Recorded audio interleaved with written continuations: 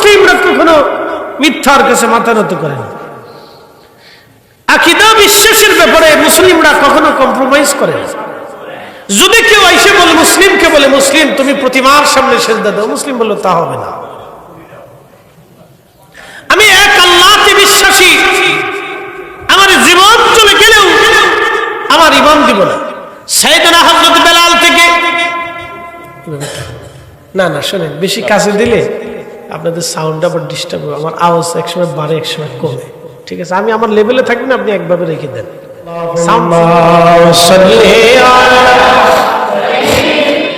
মাওলানা মুহাম্মদ ওয়া আলা আলি সাইয়্যিদিনা সাইয়েদনা হযরত বেলাল, হযরত খাব্বাব, হযরত ইয়াসির, হযরত সুমাইয়া, হযরত আম্মা, হযরত আব্দুল্লাহ রিদওয়ানুল্লাহি তাআলা আলাইহিম আজমাইন, হযরত আবু যর গিফারি থেকে শুরু করে এক জামাত সাহাবীদের পিঠের চামড়া কাফেররা তুলে নিয়েছিল, কিন্তু তারপরেও তারা মাথা নত করেন নাই। মুসলমানদের অপরাধ কি? কোন অপরাধ নাই। রোহিঙ্গাদের কি অপরাধ ছিল আপনারা বলেন? কি অপরাধ? যুগের পর যুগ, বছরের পর বছর রোহিঙ্গাদের অধিকার হরণ করা হলো। তাদের অধিকার হরণ করা হলো, বস্ত্রের অধিকার, বাসস্থানের অধিকার, খাদ্যের অধিকার, নিরাপত্তার অধিকার, চিকিৎসার অধিকার যখন তাদের হরণ করা হলো, তখন মুসলমান রোহিঙ্গারা প্রতিবাদ করলো, তাদের অপরাধ তোমরা প্রতিবাদ কেন করলা? তোমরা আমাদের গোলাম হয়ে থাকবা। মুসলমানদের জীবনে আরেকটা বিষয় আছে, মুসলমানরা কোনোদিন গোলামীর জিনজির পছন্দ করে না। কি কথা বলেন দেখেন, মুসলমানরা জীবনে গোলামীর জিনজির পছন্দ করে না, যার কারণে দেশ ব্রিটিশরা মুসলমানদের আন্দোলনের কারণে মুসলমানরা পলায়ন করেছে। শুধু হিন্দুরা এদেশে আন্দোলন করে ব্রিটিশদেরকে তাড়াইতে পারত না। যদি মুসলমানদের মধ্যে তিতুমিরের জন্ম না হতো, মুসলমানদের মধ্যে বীর যোদ্ধাদের জন্ম না হলে কোনোদিনও এই জমিন থেকে ব্রিটিশদেরকে তাড়ানো সম্ভব ছিল না। কি কথা বলেন না কেন? মুসলমানরা কখনো গোলামীর জিনজির পছন্দ করে না।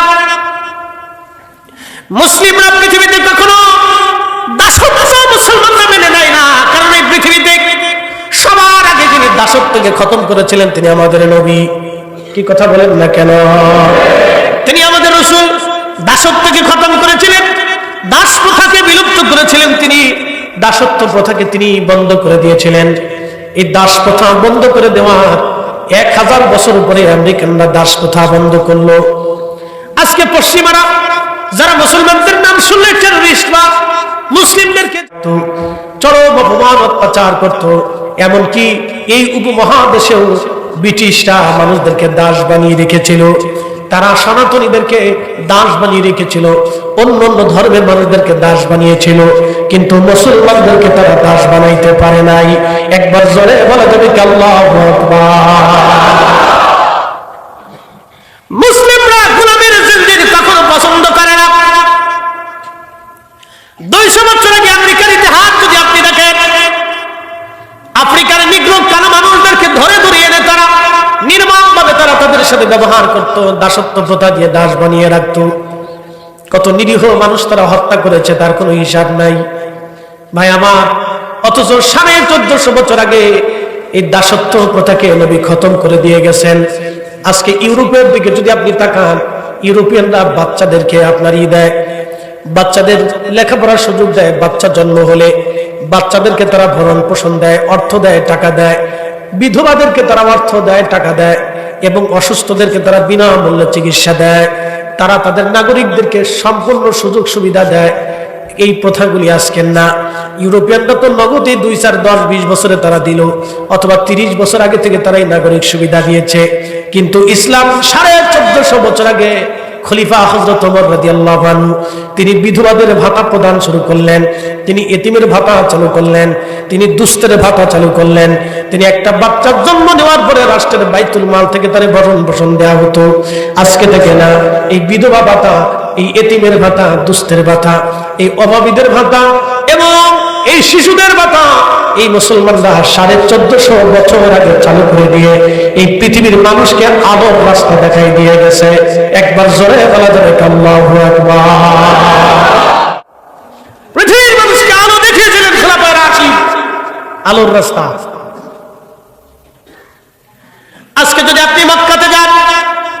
ইব্রাহিম খলিল রোড দিয়ে আগানোর পরে বাম পাশে জাবালে আমর, তার সামনের দিকে আগে একটা ছোট্ট পরিত্যক্ত জায়গা দেখবেন।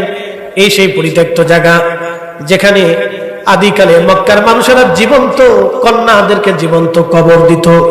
মেয়ে সন্তান হওয়ার পরে এই ছোট্ট বাচ্চাকে কোলে করে এনে আরবের মানুষেরা কবর খনন করে জীবন্ত কবরের মধ্য দিয়ে তারা চলে যাইত।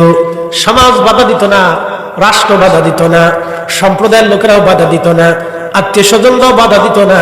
একটা মেয়ের সন্তান জন্ম হওয়ার পরে জীবন্ত তারে কবরের মধ্যে দাফন করে চলে আসতো। কোনো বিচার ছিল না, কোনো সালিশ ছিল না।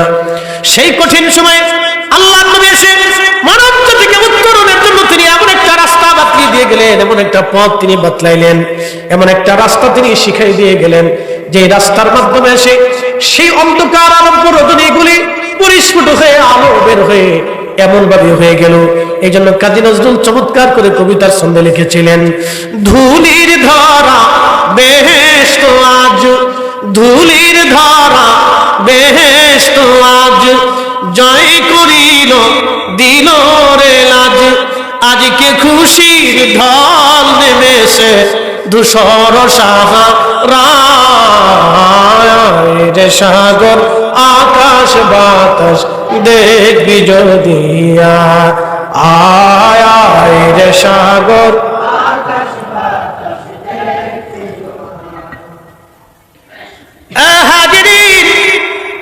মুসলিমরা কখনো গোলামীর জিন্দেগি পছন্দ করে না। পৃথিবীর মানুষকে আলো দেখিয়ে দিয়ে গেলেন আমাদের নবী। ওই সময় যদি রাসূল দুনিয়াতে না আসতেন তাহলে পৃথিবী অন্ধকার হয়ে যাইত। আজকের সমাজনীতি দেখেন, রাষ্ট্রনীতি দেখেন, রাষ্ট্রবিজ্ঞান দেখেন, পৃথিবীর অর্থনীতি দেখেন, সুন্দরের পৃথিবীর মানবিকতা দেখেন, ভালোবাসা দেখেন, ইনসাফ দেখেন, সবকিছু একসময় মুসলমানরা কায়েম করলেন। হযরত ওমর রাদিয়াল্লাহু আনহু সারা পৃথিবীর মুসলমানদের ভিতরে শুধু মুসলিম না, তামাম দুনিয়ার মুসলিম খেলাফতের অধীনে ইনসাফ প্রতিষ্ঠিত করলেন। শুনে যান, আপনি ভালো করে শুনে যাবেন। হযরত আবু বকর, হযরত ওমর, হযরত উসমান, হযরত আলী, এই চার খলিফার জমানায় ইরান বিজিত হলো। বর্তমানে ইরান, ইরাক, কুয়েত, কাতার, দুবাই, বাহরাইন, সৌদি আরব, জর্দান, সিরিয়া, ওমান, ইয়ামান, মিশর, লেবানন, লিবিয়া, ফিলিস্তিন, আপনি একবারে মরক্কো থেকে সুদান, সুদান পর্যন্ত এই আরব ভূমির ভিতরে কালেমার দাওয়াত পৌঁছে গেল। এই আরব ভূমির ভিতরে খ্রিস্টান ছিল, ইহুদি ছিল, পত্তলিক ছিল, বিভিন্ন ধর্মের মানুষ সেই সময় পৃথিবীতে ছিল। হযরত ওমর এমন ভাবে সমতা আনলেন, এমন ভাবে সমতা আনলেন, খ্রিস্টান স্বাধীনভাবে গির্জায় ধর্ম পালন করলো, ইহুদি স্বাধীনভাবে গির্জায় ধর্ম পালন করলো, মুসলমান স্বাধীন মতো মসজিদে ধর্ম পালন করলো, পত্তলিক স্বাধীন মতো তার ধর্ম পালন করলো।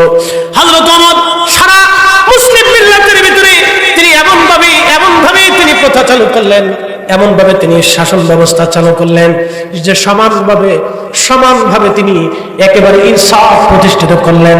এমন ভাবে তিনি ইনসাফ প্রতিষ্ঠিত করলেন, কেউ কারো কোনো আপত্তি ছিল না, কোনো বক্তব্য ছিল না। সেদিন স্বাধীন মোতাবেক সবাই ধর্ম পালন করত, স্বাধীন মোতাবেক জীবনযাপন পালন করত, স্বাধীন মোতাবেক ব্যবসা বাণিজ্য চলত, স্বাধীনভাবে তারা এই পৃথিবীতে বসবাস করত। একবার জোরে বলা যাবে আল্লাহু আকবার। আপনি যদি হযরত ওমরের জীবন দেখেন, খোলাফায়ে রাশিদের জীবন দেখেন, খলিফাদের জীবন বৃত্তান্ত দেখেন, মুসলিম মিল্লাতের শাসকদের জীবন দেখেন, শাসকরা বলতো তোমরা অন্য ধর্মের হতে পারো, তোমরা স্বাধীন মতো বসবাস করো, শুধু তোমরা ট্যাক্স দিলেই হবে। বুঝতে পারছেন? আমরা রাষ্ট্রের এখন ট্যাক্স দিই না, অনেকে ট্যাক্স হোল্ডার আছে, যারা ট্যাক্স হোল্ডার তারা রাষ্ট্রের ট্যাক্স দেয়। আপনিও দেন, মোবাইলে ট্যাক্স দেন, ব্যাংকে ট্যাক্স দেন, ব্যবসার ট্যাক্স দেন, ব্যাংকে টাকা রাখলে সরকার কিছু ট্যাক্স কেটে নেয়, আপনার জমিন থেকে ট্যাক্স নিয়ে যায়, খাজনা নিয়ে যায়, বিভিন্ন অঙ্গিকে আপনারা রাষ্ট্রের ট্যাক্স দেন। তো তখন মুসলিম মিল্লাতের সিস্টেম ছিল মুসলমানরা যাকাত দিবে, আর অন্যান্য ধর্মের মানুষের জন্য তারা যাকাত ফরজ না, তাহলে তারা কি দিবে? তারা ট্যাক্স দিবে। এই ট্যাক্সটাকে বলা হচ্ছে জিজিয়া কর। ভালো করে ইতিহাস শুনে যায়। নাস্তিকরা আপনারা বলবে মুসলিম আমির উমরারা, রাজা বাচ্চারা বিধর্মীদের সাথে অত্যাচার করছে। না, অত্যাচার না। রাষ্ট্রপ্রধানরা বলল তোমরা খ্রিস্টান ধর্মকর্ম পালন করো, নির্দ্বিধাভাবে তোমরা ধর্ম পালন করো, কিন্তু তোমরা রাষ্ট্রকে ট্যাক্স দাও। কথা তো সত্য, এখন যেমন ট্যাক্স দেই তখন তারা রাষ্ট্রকে ট্যাক্স দিল। মুসলমানদের জন্য বাধ্যতামূলক করা হলো তোমরা যাকাত দাও। কারণ মুসলমানদের তখন জাকাতের সিস্টেম ছিল। মুসলমান ধনী ব্যক্তি যারা তাদের সব সম্পদ হিসাব করে রাষ্ট্রের পক্ষ থেকে, খেলাফতের পক্ষ থেকে, রাষ্ট্রের পক্ষ থেকে রাষ্ট্রীয় কর্মচারীরা এসে ওই ব্যক্তির সম্পদ কি পরিমাণে আছে এই হিসাব কিতাব করে তারপরে তারা জাকাত নিয়ে যাইতো। এই জাকাতগুলি গরিব মানুষের মধ্যে বন্টন করা হতো। একসাথে বলবেন আল্লাহু আকবার। না হয় আরো জোরে, আরো জোরে বলে। খলিফা এই রাষ্ট্রের যেই জাকাত খাইতো না, খলিফা খাইতো না। কে খাইতো? গরিব মানুষের দেওয়া হতো। খেলাফতের পক্ষ থেকে গরিবকে দেওয়া হতো। অন্ধ পাইতো, বোবা পাইতো, বিধবা পাইতো, এতিম পাইতো, দুস্থ পাইতো, সম্বলহীন মিসকিন পাইতো, গরিব এই অর্থগুলি পাইতো। রাষ্ট্রের যে জাকাত আসতো এই জাকাতগুলি পাইতো গরিবরা। এখন আমরা জাকাত সিস্টেম যদিও ব্যক্তিগত পর্যায়ে দিয়ে দেওয়া হয়েছে, কিন্তু রাষ্ট্র তো ধনীদের কাছ থেকে ট্যাক্স নিয়ে যায়, গরিবের কাছ থেকে ট্যাক্স নেয়। হিন্দু, বৌদ্ধ, খ্রিস্টান, সে যে ধর্মেরই হোক, রাষ্ট্র সবার কাছ থেকে ট্যাক্স কেটে নেয়। জমি কেনার সময়, আপনি জমি বিক্রি করার সময় রাষ্ট্র একটা অর্থ আপনাদের কাছ থেকে রেজিস্ট্রেশনের খরচ নিয়ে নেয়, তাই না? কথা বলেন না কেন? রাষ্ট্র নেয় না? রাষ্ট্র কেন নেবে? আমার জমি আমি বিক্রি করছি আরেকজনের কাছে, রাষ্ট্র কেন নেবে? বক্তব্য আছে না? রাষ্ট্র কেন না? কেন? রাষ্ট্র চালাইতে হলে তো রাষ্ট্রের খরচ আছে। এই জন্য রাষ্ট্র একটা অর্থ ট্যাক্স আপনার কাছ থেকে নেয়। আপনি মোবাইল চালানোর সময় যখন কথা বলতেছেন তখন 1 মিনিটে রাষ্ট্র কিছু ভ্যাট কেটে নেয়। আপনি একটা জনগণ থেকে, একটা দোকান থেকে, সব থেকে একটা কাপড় অথবা একটা খাবার কিনে আনছেন, ওষুধ কিনে আনছেন, ওখান থেকে রাষ্ট্র 10 টাকার ওষুধ কিনলে 1 টাকা রাষ্ট্র ভ্যাট কেটে নেয়, ট্যাক্স নেয়। রাষ্ট্র নিচ্ছে বলে রাষ্ট্র কেন নেবে? রাষ্ট্র পরিচালনার জন্য রাষ্ট্রের অর্থের দরকার হয়। এইভাবে দেখা যায় যে রাষ্ট্রের 18 কোটি মানুষ থেকে এইভাবে যদি ট্যাক্স ভ্যাট যায় তো প্রত্যেক বছরে হাজার হাজার বিলিয়ন ট্রিলিয়ন কোটি টাকা রাষ্ট্রের ট্যাক্স জমা হয়। এই টাকা দিয়ে রাষ্ট্র দেশ পরিচালনা করে। রাষ্ট্রের রাস্তাঘাট, ব্রিজ, কালভার্ট, বিমানবন্দর, উন্নয়নমূলক কাজ রাষ্ট্র করে। এর সাথে রাষ্ট্রের দায়িত্ব আছে আমাদের গরিব মানুষের ঘরে খাবার পৌঁছাই দেওয়া রাষ্ট্রের দায়িত্ব। কিন্তু বড় হতভাগা, দুর্ভাগা জাতি আমরা। 10 বছর ধরে ভিক্ষা করতেছে, আজ পর্যন্ত ভিক্ষুকের বাড়ি রাষ্ট্র খাবার পৌঁছায়। এতিম বাচ্চাটা রাস্তায় রাস্তায় ঘুরতেছে, আজ পর্যন্ত রাষ্ট্র তারে নিয়ে রাষ্ট্রীয়ভাবে এতিমখানায় নিয়ে তার ভরণ পোষণ, সেবা শুশ্রূষার ব্যবস্থা আজ পর্যন্ত করা হলো না। বিধবা দুঃখে রাস্তায় রাস্তায় ঘুরলো রাষ্ট্র। বিধবা স্বামী মরে যাওয়ার পরে তার এতিম বাচ্চা কাচ্চা নিয়ে সে কোথায় যাবে? রাষ্ট্র তার একটা কর্মসংস্থানের ব্যবস্থা করতে পারলো না। এটা হলো ব্যর্থতা আমাদের। বলে কেন পারে না? এর মূল কারণ হলো দুর্নীতি। আপনাদেরও আজকের অর্থনীতি বুঝাই দিয়ে গেলাম। আজকে এত ওয়াজ করলে তো আপনার আমার ফের আছে, হুজুর ধর্মের ওয়াজ করবো, হুজুর এত ওয়াজ করে কেন? হুজুর এত ওয়াজ না করলে তো পাবলিক বুঝবে না। আমি আপনাকে অর্থনীতি, মুসলিম এবং বর্তমান সিচুয়েশনের বিষয়টা আপনাকে বুঝাচ্ছি। এটা ইনসাফ, হক, নীতির কথা বলতেছি, ভালো করে বুঝে যাবে। এটা রাষ্ট্রের দায়িত্ব। এই যে মাদ্রাসা পরিচালিত হয়, রাষ্ট্র বেতন দেয়। কোথা থেকে দেয়? রাষ্ট্রের কি আলাদা ইনকাম আছে? আপনারা ভ্যাট ও ট্যাক্স থেকে রাষ্ট্র এই ওলামা ইকরামের শিক্ষকদের বেতন দেয়। এবং এই যে রাষ্ট্রের বরাদ্দ থেকে অর্থ আসে, একটা বিল্ডিং করে দিতে হবে, একটা প্রতিষ্ঠান বানাইতে হবে, এটা রাষ্ট্র দিবে। এই টাকাগুলি আপনার আমারও 1 টাকা, 2 টাকা, 10 টাকা, 5 টাকা ট্যাক্স। এই বিল্ডিং দেখতেছেন, এই যে মাদ্রাসা প্রতিষ্ঠান রাষ্ট্র করে দিয়েছে, এটা রাষ্ট্রের টাকা না, এটা আপনার আমার জনগণের টাকা। একসাথে বলবেন আল্লাহু আকবার। না, জোরে বলে, এটা জনগণের টাকা। প্রিয় উপস্থিতি হাজিরিন, খুব মনোযোগের সাথে কথাগুলি শুনবেন ভাই আমার। আমি আমার মূল আলোচনায় চলে যাই। যে আলোচনায় ছিলাম সেটার নাম বিশ্বাস। পরকালে আল্লাহর আদালতে আমাদেরকে দাঁড়াইতে হবে। এই দাঁড়ানোর ওয়াজ নিয়ে আমি আপনাদেরকে মূল আলোচনা থেকে আনুষঙ্গিক আলোচনায় নিয়ে চলে গেলাম। মূল আলোচনায় ফিরে নিয়ে আসতেছি, খুব মনোযোগ দিয়ে কথাগুলি শুনবেন ভাই আমার। আল্লাহ পাক বলেন, ইয়াউমা ইয়াকুনুন নাসু কাল ফারাশিল মাবসুস।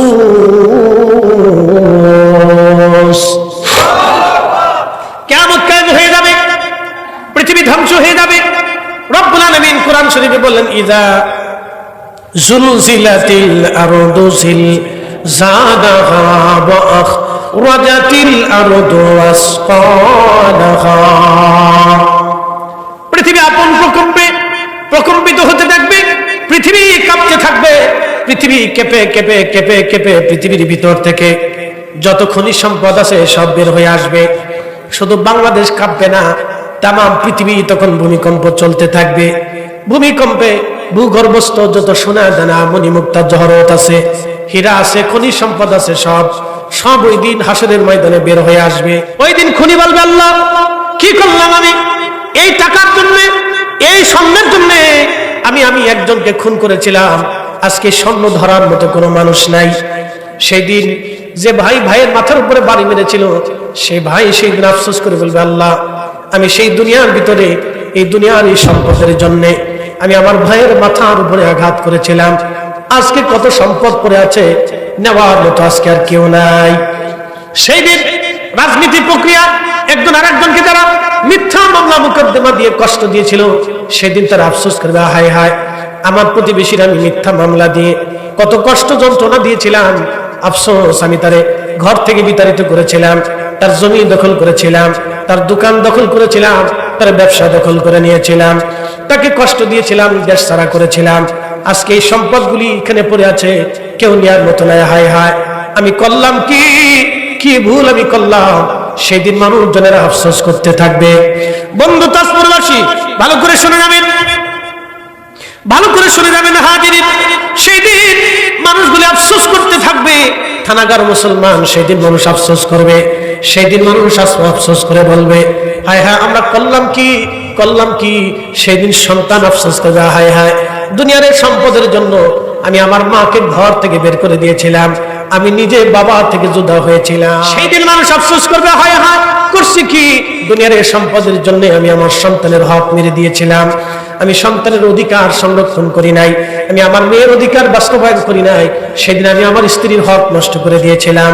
সেই দিন মহিলা কাঁদতে বলবে, আল্লাহ, করছি কি, এই সোনা দানার জন্য আমি আমার স্বামীকে কষ্ট দিয়েছিলাম, স্বামীর সংসার ছেড়ে অন্যের সংসারে চলে গিয়েছিলাম। আল্লাহ, আমি স্বামীর সংসার ছেড়ে ডিভোর্স নিয়ে, তালাক নিয়ে চলে গেলাম। এই সোনা দানা টাকা পয়সা নিয়ে ঝগড়া করে আমি আলাদা হয়ে গেলাম। আল্লাহ, আমি করলাম কি, এই সম্পদগুলি আজকে জমিনের ভিতরে পড়ে আছে, নেওয়ার মতো আজকে আর কেউ নাই। সুদখোর সেই দিন আফসোস করবে, রব্বুল আলামিন, করলাম কি আমি এই অর্থের জন্য, এই সম্পদের জন্য। সেই দিন আমি 1 লক্ষ টাকার বিনিময়ে 20,000 টাকা অতিরিক্ত নিলাম। সব ঘুষ করে না, সুদ করে না, সেদিন আফসোস করবে। বেড়া, এনজিও, আশা, গ্রামীণ ব্যাংক, সবাই সেদিন আফসোস করবে।